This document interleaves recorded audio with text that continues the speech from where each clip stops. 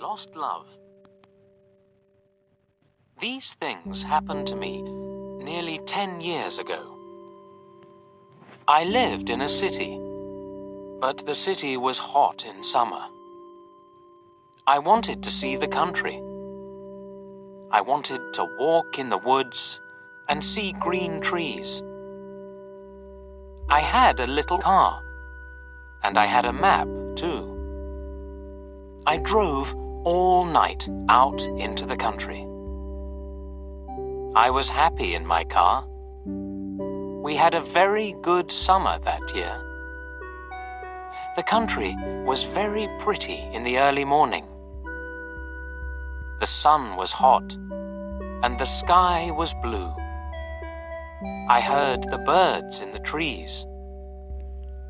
And then my car stopped suddenly. What's wrong? I thought. Oh dear, I haven't got any petrol. Now I'll have to walk. I'll have to find a town and buy some petrol. But where am I? I looked at the map. I wasn't near a town. I was lost in the country. And then I saw the girl. She walked down the road with flowers in her hand. She wore a long dress, and her hair was long too. It was long and black, and it shone in the sun. She was very pretty. I wanted to speak to her, so I got out of the car. "Hello," I said. "I'm lost. Where am I?"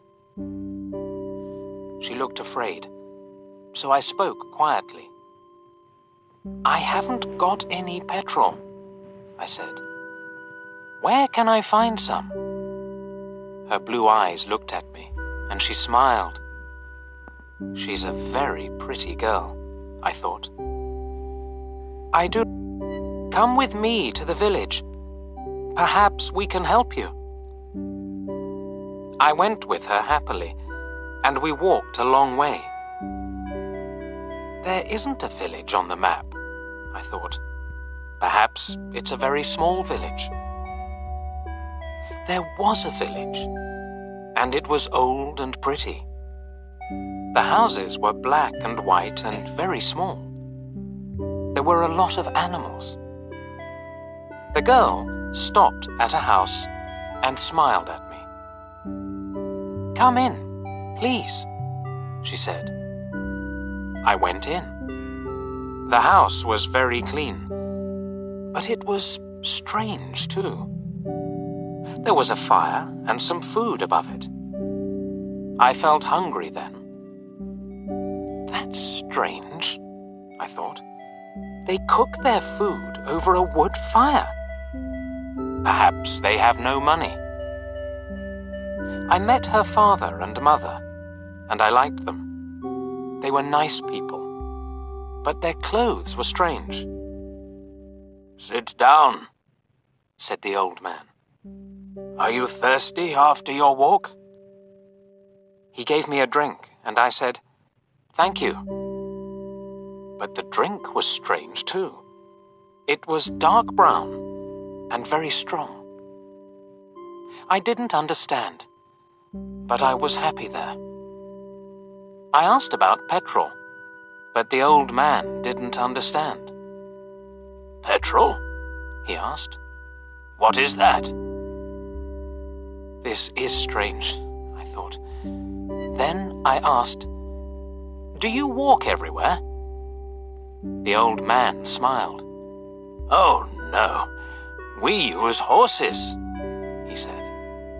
Horses? I thought. Horses are very slow. Why don't they have cars? But I didn't say that to the old man. I felt happy there. I stayed all day, and I ate dinner with them that evening. Then the girl and I went out into the garden. The girl's name was Mary. "This is nice," she said.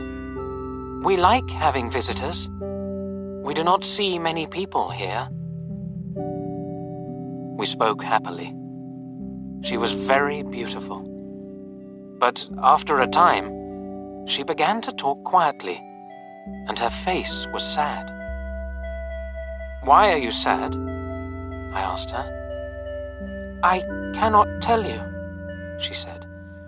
"You are only a visitor here. We have to say goodbye tonight. You have to go now." I didn't understand. I loved her, I knew that, and I wanted to help her. Why did I have to go? But Mary said again in a sad voice, "You have to go. It is dangerous here." So I said, "I'll go to the next town and find some petrol. Then I'll come back." She didn't speak. "I love you, Mary," I said, "and I'll come back to you. You won't stop me." She said goodbye to me at the door. Her face was very sad, and I was sad too. I didn't want to go. It was midnight. The night was very dark, but I walked and walked. I was very tired when I saw the lights of a town. I found some petrol, and then I asked the name of the village. But the man at the garage gave me a strange look. "What village?" he asked. I told him about the village. I told him about the old houses and the people with strange clothes. Again, he gave me a strange look. He thought, and then he said, "There was a village there, but it isn't there now. There are stories about it. Strange stories." "What do people say about it?" I asked. He didn't want to tell me, but then he said, "There was a big fire in the village. Everybody died. There aren't any houses there now." "How did it happen?" I asked. "And why?" "Oliver Cromwell killed them," he said. "He was angry with the villagers because they helped the king in the war." I couldn't speak. This isn't right, I thought. That war happened 350 years ago. Then I remembered the strange clothes, the long hair, the food over the fire, and the old houses. And I remembered, too, about the horses. "But I don't understand," I cried. "I saw the people and the village. I spoke to some people there." The man looked quickly at me, and then he spoke. "There's an interesting story about the village. For one day, every 10 years, it lives again. But only for one day. Then it goes away again for another 10 years. On that one day, you can find the village, but you have to leave before morning, or you will never leave." Can this be right? I thought. Perhaps it was. Mary said, "You have to go." She loved me, but she said, "We have to say goodbye." She was afraid for me. Now I understand, I thought. I went back to the village, but it wasn't there. I looked again and again, but I couldn't find it. I saw only flowers and trees. I heard only the sound of the birds and the wind. I was very sad. I sat down on the ground and cried. I will never forget that day. I remember Mary, and I will always love her. Now, I only have to wait 2 months. The village will come back again. On the right day, I will go back. I will find her again, my love with the long black hair. And this time, I will not leave before morning. I will stay with her.